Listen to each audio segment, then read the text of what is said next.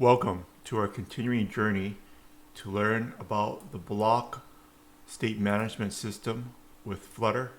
We're building some fun little game here, or skeleton games, in order to learn how the BLoC and the Cubit communicate with each other. We have the levels increasing, but right now the background's not changing and additional gems are not being populated. On itch.io, I'm using graphics from Pixel Frog, so you can search for Pixel Frog on itch.io if you want to use the same graphics that I am, or you can just substitute your own graphics. So instead of actually building the tile map, because it would take a long time, all I'm doing is I'm looking at his example here, then I'm going to save the image. It's an animated GIF, so you may have to extract as a single frame or copy the image here and save it to disk. If you want to use the same one, I'm using this one from Kings and Pigs. Oops. And Pixel Adventure.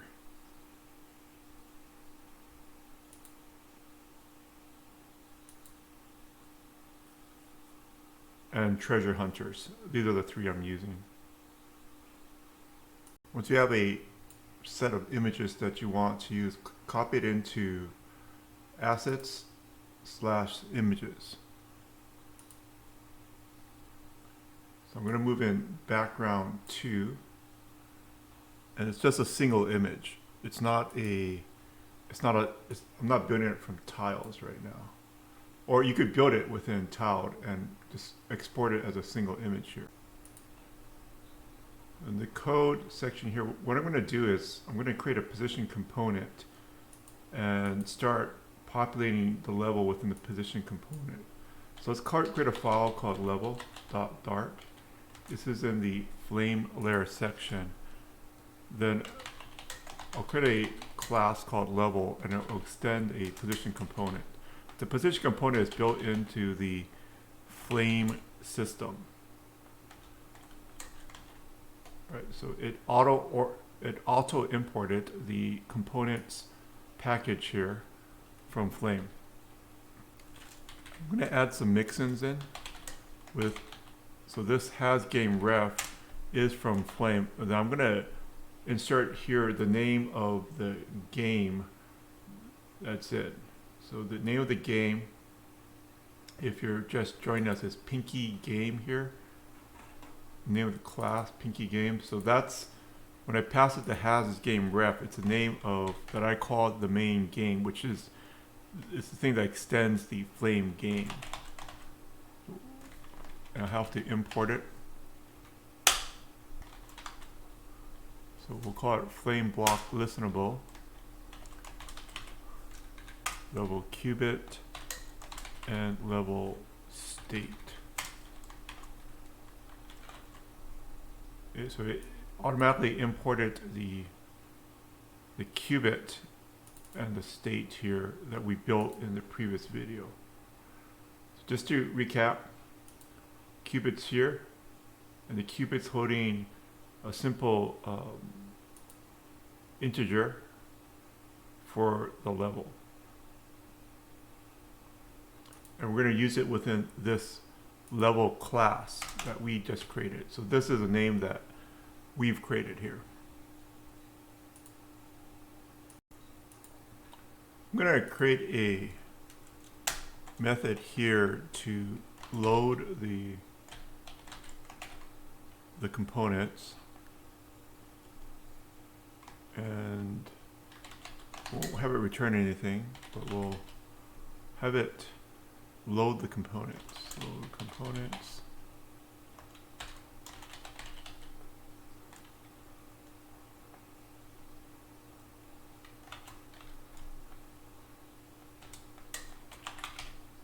Background sprite. Async. And we will have it add the sprite component for the background, which we're going to pass in every time we instantiate a new level. Background sprite. So the background sprite, so it's just a graphic, and we need to set the size of it. So the sprite component has a number of properties, one of which is the size. So I'm going to go size colon to set the size of this background sprite. The background sprite is this image, right, that we're inserting in here.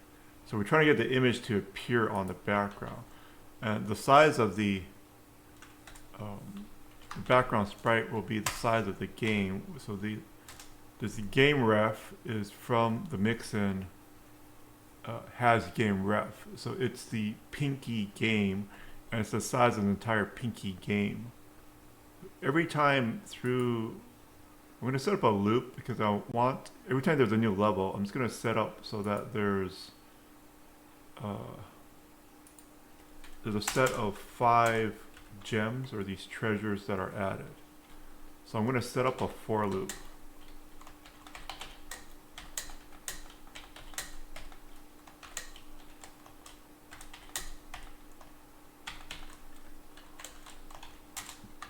And then every time we'll add a treasure. Treasure's right here.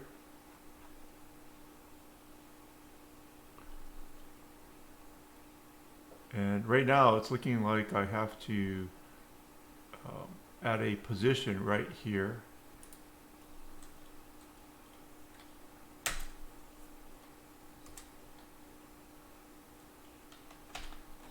So add is a keyword. Add is a keyword of the position component. It's going to add a new treasure. Treasure.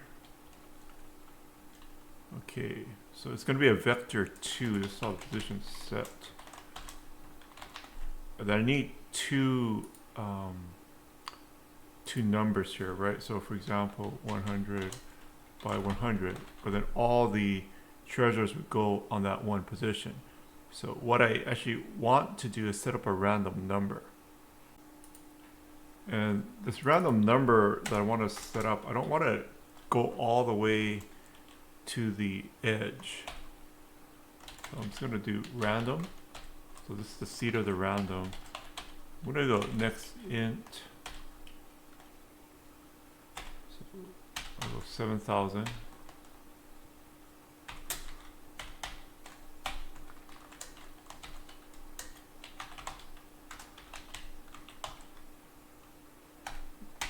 So it's the width of the screen.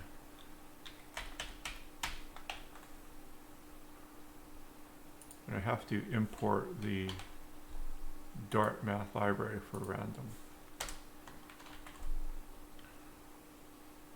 So first I'm going to generate a random integer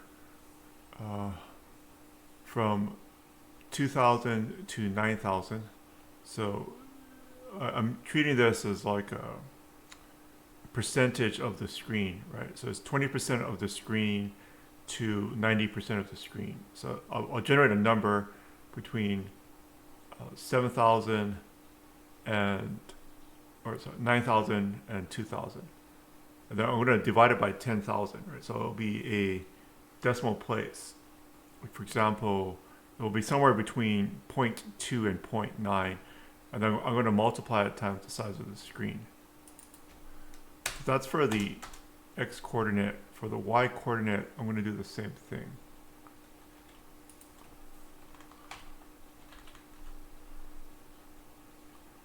I'll just make this. So this entire algorithm up to here is just to get a number between 0.2 and 0.9, a random number. Okay.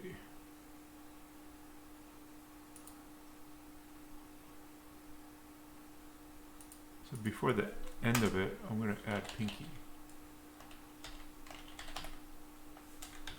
Pinkie is our character. I'm going to check the level at time of load here. So I'll adjust the background image. So future void super.onload async. I'll go await. Whoops. Super.onload, and I'll check if the game ref dot level Cubit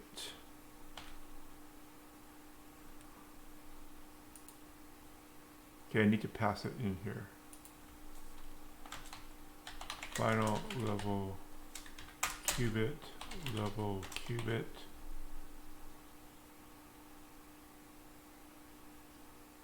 and let's require the level Cubit required this dot level Cubit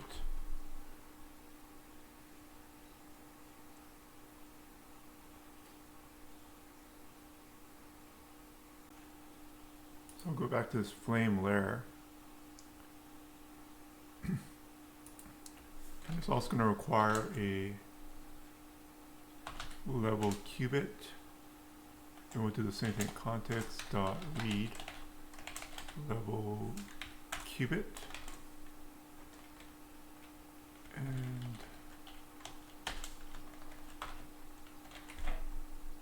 okay, let's go back to this level dot dart. So now that we have a level Cubit, you can check for the state dot level equals 1. Then we will load the components. We just created it, and it will need a background sprite.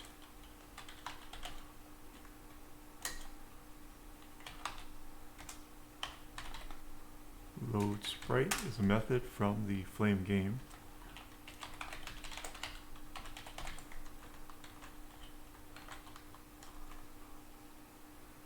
And we will just check for the other ones.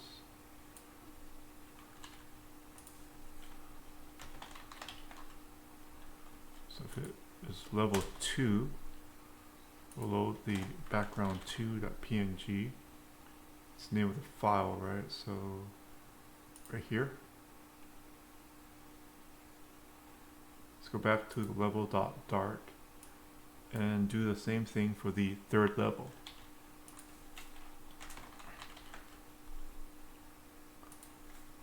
Three, and then we will. Okay, let's go back to Pinkie underscore game dot dart, and it's looking like I just added only this flame block provider, and we want a multi-block provider. See.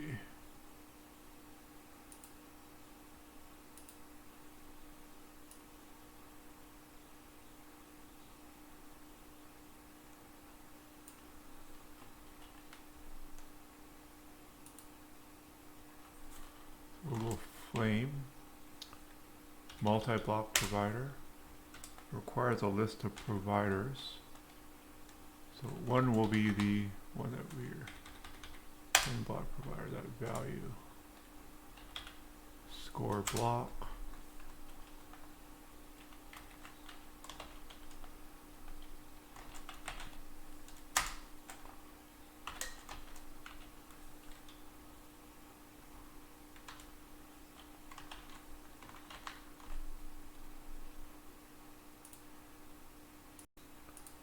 and we'll need to add the Cubit as well too here. Let's see, so it's a list of these providers. So flame block provider dot value, and level Cubit, and then level state, and the value is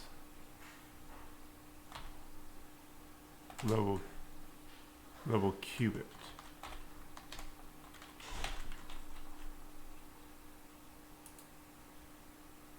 So with the multi-block provider, we can add the children here like this. And we'll add the children for the first scene right there. Okay, so I'm going to delete out this commented flame block provider because we now have it up here, and we're going to add the children to the entire flame multi-block provider here. So in the flame layer, I'm also going to add a new file called scene.dart, which we will use to control the movement of the scene. So this again is going to be a position component. Extends position. The position component is from Flame. It's kind of like the container in Flutter, or at least I like to think it's a bit. And then we're going to add the flame block listenable again. And we'll have it be the level Cubit and level state. Okay.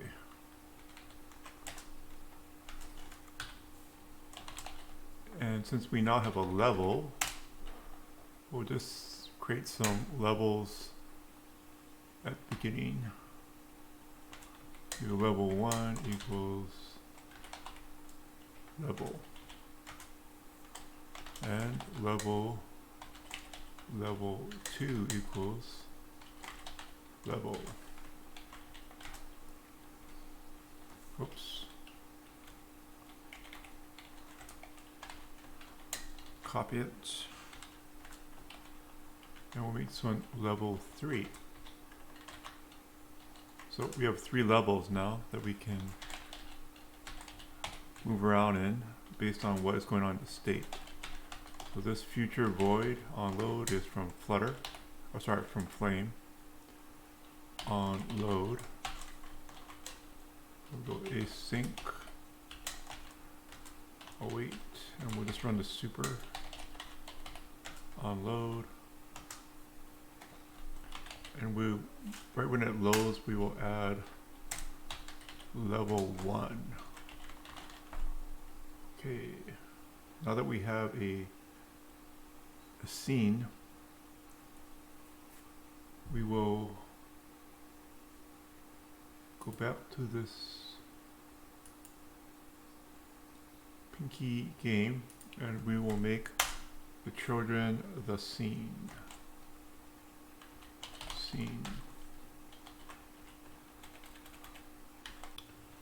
Okay, just imported the scene.dart file right here. Maybe I should pick a different name, but I think I'll just go with scene. So this scene is this scene right here. So let's test it out. Let's do a hot restart. And appears to be working. Okay. Let's go back into our scene here.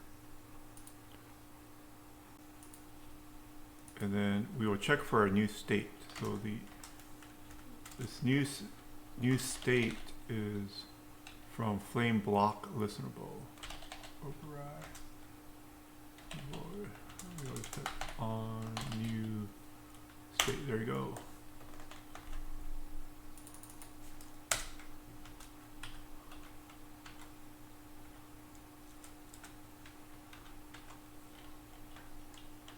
So the only time this Cubit is going to change the state is when the level changes, because there's only one variable in it right now.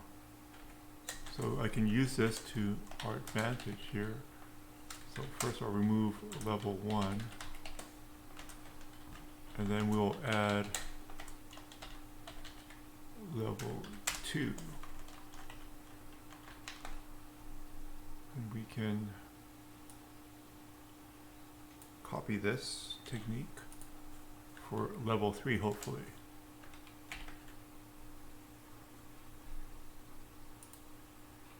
Alright, so I'll just change this to level 3, and we'll remove level 2 and add level 3. And let's see what's happening now.